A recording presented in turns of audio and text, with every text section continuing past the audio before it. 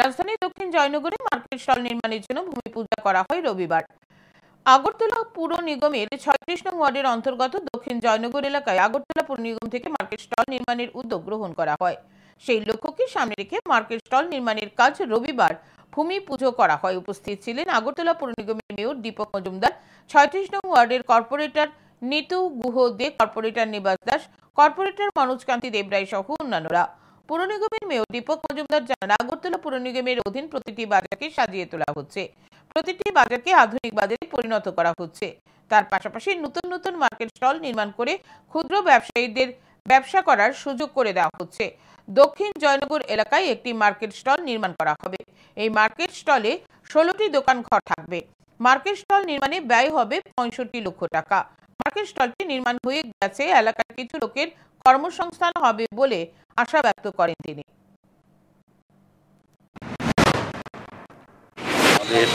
আগরতলা পৌর নিগমের